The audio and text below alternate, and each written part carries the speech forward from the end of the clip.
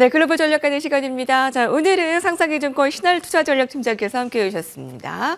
안녕하십니까? 네, 안녕하세요. 네, 저희 방금 들어가기에 앞서서 그 파월의 발언 되게 특이할 만한 사항이 있었냐고 제가 이제 질문을 드렸는데, 예, 좀 대답 좀 해주시죠. 아무래도 좀 전에도 들으셨겠지만 오늘 밤이죠. 그러니까 이제 CPI가 나오는데 미국 물가 지표가 가장 핵심이지 않습니까? 네. 그런 상황 속에서 이제 파월 연준 의장에게 이제 물가에 대한 레벨에 대한 질문이 있었는데요. 금리 인하를 고려하기 전에 인플레이션이 2%로 낮아질 때까지 기다리지 않을 수도 있다. 이 말인즉슨 인플레이션, 물가 지표들이 2% 레벨에 완전히 안착하기 이전에 금리 인하를 고려할 수 있다라는 발언으로 볼 수가 있겠습니다. 주요 포인트네요. 네, 그렇죠.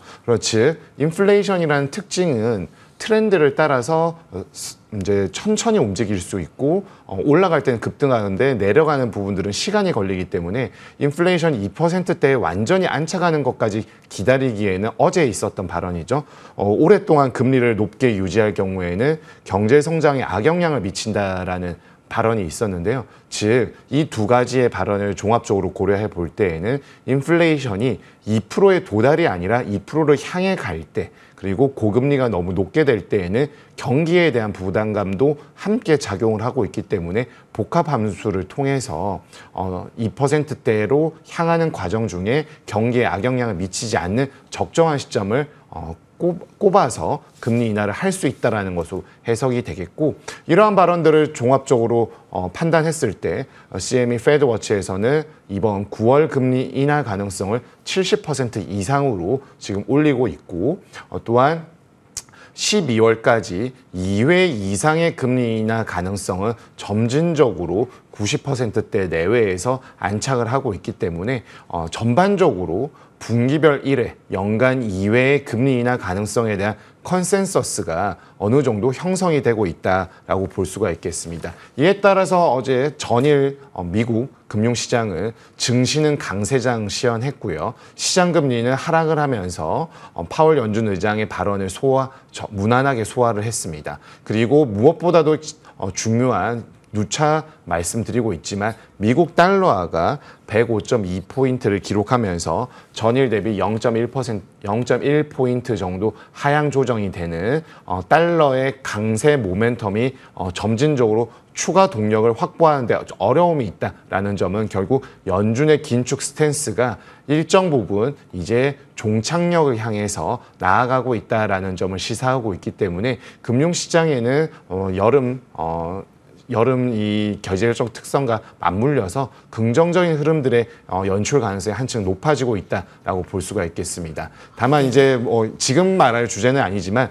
미국 대선의 불확실성은 여전히 잔존해 있기 때문에 모든 것을 긍정적으로만 보긴 어렵겠지만 그동안에 항상 발목을 좀 잡아왔고 신경을 계속 쓰게 할 수밖에 없었던 연준에 대한 통화 정책에 대한 이견들은 일정 부분 해소가 되고 있다라는 점은 긍정적이라고 진단해 볼 수 있겠습니다. 네, 그렇군요. 기자가 물가 레벨에 대한 질문을 했는데 2% 물가 잡힐 때까지 시간은 걸릴 수 있다라고 했습니다. 근데 그거를 세워라 내워라 기다리는 게 아니라 적정한 시기에 금리 인하할 수도 있다는 점 확인했습니다. 사실 대차대조표 축소도 시간이 걸릴 수 있다라고 해서 좀 긴장하는 건 아닌가 했는데 다행히 좀 시장 친화적인 부분이 많았네요. 네, QT에 관련해서는 아직 갈 길이 멀다. 종착점까지는 좀 아직 시간이 걸릴 수밖에 없다라고 했는데 이러한 점은 이제 아무래도 기본적인 원론적인 스탠스고 우리가 이미 알고 있는 점이지만 결국에 물가에 대한 판단 항상 FOMC 회견에서 레벨이 어느 정도로 내려와야 되느냐, 그리고 이 내려온 레벨이 어느 정도로 유지가 되어야 금리 인하를 할 수 있느냐라는 질문에 대해서는 항상 데이터 디펜던트 측면에서 말을 해왔습니다. 그러한 측면에서 본다라면은 어느 정도 물가 오름폭 축소세가 지속이 되고 2%대에 근접했을 때 경기에 대한 부분을 복합적으로 고려한다라는 부분들은 그동안에 우리가 파월 연준 의장 발언에서 보지 못했었던 부분을 확인했기 때문에 나쁜 흐름은 아니라고 볼 수가 있겠습니다. 연관해서 오늘 밤 CPI 발표로 인한 국내 증시 영향 한번 짚어보죠. 오늘 밤에 9시 30분이고요. 주요한 물가 지표입니다. 국내 증시 어떻게 움직일까요? 오늘 뉴욕 증시는 굉장히 좋았는데. 네, 일단 먼저 물가 예상치에 대한 부분들을 짚어본다라면요. 6월 미국 소비자 물가는 전년 동월 대비 3.1%, 전월 대비 0.1% 오를 것으로 보여집니다. 경기에 대한 부분들이 이제 서서히 좀 경기의 모멘텀이 좀 완화되고 있기 때문에, 즉 경기의 둔화 신호들이 좀 커지는 부분들이 이러한 물가에도 일정 부분 영향을 미치지 않을까라고 판단을 하고 있는데요. 지금 시장에서 아까 좀 전에도 말씀드렸다시피 2% 기준으로 나누는 것이 아니라 시장에서 증시와 채권 시장에서 바라보는 핵심 포인트는 MOM 기준, 즉 전월 대비로 0.1%가 증가했는지 0.2%일지 0.3%일지에 대한 판단입니다. 즉 0.2%로 나올 경우에는 오늘 증시와 채권 시장, 외환 시장처럼 비교적 안정적인 흐름이 나올 수 있다. 즉 이런 0.2% 정도면은 연간 기준으로 2% 중후반의 물가 상승률을 기대하고 있기 때문에 시장의 기대치를 완벽하게 충족시켜주는 것은 아니지만 무난했다라는 평가를 할 수가 있겠고요. 0.1%대 지난 이제 5월 달에 미국 근원 소비자 물가의 MOM 상승률이 0.16%였었는데 만약에 CPI 헤드라인과 코어 모두 0.1을 가리킨다라면은 시장은 상당히 긍정적으로 해석을 하면서 증시의 상승폭을 확대시킬 수 있는 요인으로 작용할 가능성이 있겠습니다. 반면에 0.3%대가 나온다라면은 증시에는 미국 연준의 9월 금리 인하 가능성이 다시 한번 낙폭을 확대시키면서 네.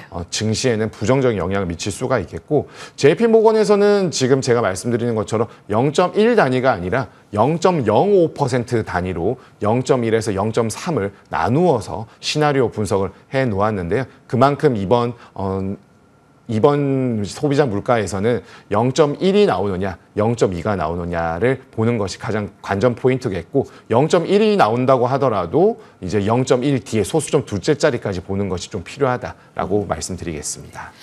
JP모건에서 내놓은 이제 오늘 밤에 CPI 시나리오 굉장히 구체적으로 조금 분석을 내놨잖아요. 근데 0.2% 그 내외의 관전 포인트들 가지고 가야 되겠습니다. 네. 0.1, 0.2% 포인트 살펴보시고요. 자, 오늘 연간에서 좀 금통이 날입니다. 네. 국내에서는요. 먼저 질문을 드릴게요. 이창용 총재의 디스인플레 발언에 국고채 금리가 연저점을 경신하기도 했는데, 자, 금통이 뭐 동결이 되겠죠. 금리 동결. 그 이후에 이제 총재 발언도 굉장히 중요할 것 같고요. 포인트 짚어주시죠. 네, 디스인플레이션에 대한 진단을 국회 기재위 증언을 통해서 확인을 했기 때문에 채권 시장에서는 굉장히 환호를 했고요. 전반적으로 물가에 대한 보수적인 스탠스가 나올 줄 알았는데 그래도 물가의 오름폭 축소세에 대해서 인정하는 모습들이 나왔기 때문에 시장에서는 한층 더 8월 금리 인하 가능성에 대한 성향을 좀 강화시키고 있다라고 볼 수가 있겠습니다. 이를 토대로 오늘 예정되어 있는 금융통화위원회는 기준금리 3.5%가 동결이 되는 것은 거의 확실한데 문제는 이제 관건이라고 할 수 있겠죠. 관건은 금리 인하 소수 의견이 드디어 등장하느냐로 기결이 되겠습니다. 지금 현재에서는 금리 인하 소수 의견이 등장할 가능성이 높다라고 보고 있는데 그러면은 금리 인하 소수 의견이 금통위원 6분 중에 몇 분이 나올까에 대해서 포커싱이 되어 있고 네. 지금 시장에서 생각하는 기본적인 시나리오는 아까 소비자 물가처럼 한 분은 기본적으로 나올 것 같은데 두 분이 나올 수 있다라면은 8월 금리 인하 가능성은 거의 확실하다. 그런데 한 분이 나온다라면은 8월일지 10월일지에 대한 고민들로 조금 다시 나뉘어 볼 수가 있겠고 8월이 되기 위해서는 연준의 9월 금리 인하 가능성이 7월 말 8월 초에 거의 분위기가 무르익어 준다면 8월 말 금통위에서 금리 인하 가능성이 높겠고 미국보다 먼저 할 수 있겠다라는 네, 가능성이 맞습니다. 있다는 거예요? 네, 그렇죠. 네. 2019년에도 우리가 약 보름 정도 금리 인하를 먼저 네. 한 적이 있었고요. 금리 정책의 방향성이 엇갈리지만 않는다라면은 시점에 대한 차이에 의해서 외자 유출에 대한 가능성은 상당히 제한적이고 아까도 말씀드렸다시피 달러 인덱스의 우상향이 아니라 강세 모멘텀이 둔화되고 있을 때에는 외환 시장과 채권 시장의 자금 안정성은 한층 높아지고 있기 때문에 이러한 측면들에서 8월 금리 인하 가능성 높다라고 말씀드릴 수 있겠습니다.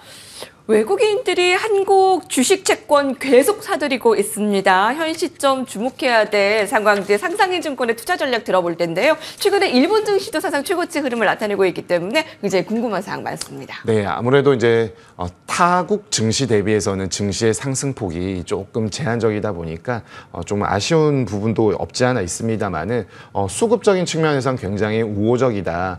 즉 증시에 있어서는 개별적인 테마와 수출 모멘텀에 기반한 자금 유입이 나타나고 있고요.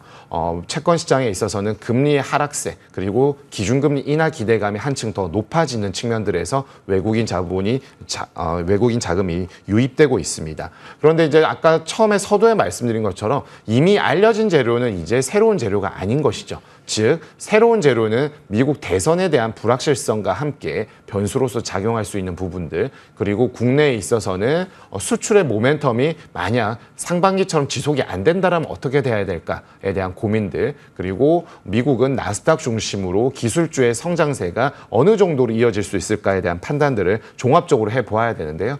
저희가 판단하고 있는 주요 투자 전략에 대한 부분들은 채권에 대한 투자 비중을 확대하면서 증시에 있어서는 아무래도 수출 모멘텀을 그래도 이끌고 있는 AI 관련된 반도체 네. 소부장 중심으로 살펴볼 수가 있겠고요.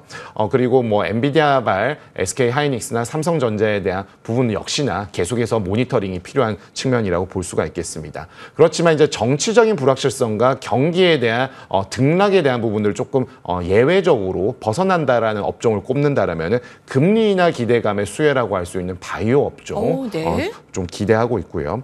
국제 정세와 AI에 관련된 인프라 같은 부분들을 본다라면은 방산 업종과 전력에 대한 부분들 계속 긍정적인 흐름들이 나타날 것으로 판단하고 있습니다. 네. 그리고 좀 내수 관련된 부분들은 이제 K푸드에 대한 부분들이 테마성으로 계속해서 긍정적인 지표들과 흐름들이 나타날 수 있다라고 보여지고 마지막으로는 어제 이제 금투세 유예와 밸류 네, 죄송합니다. 네. 여기까지 들어야 네, 되겠습니다. 알겠습니다. 너무 아쉽고요.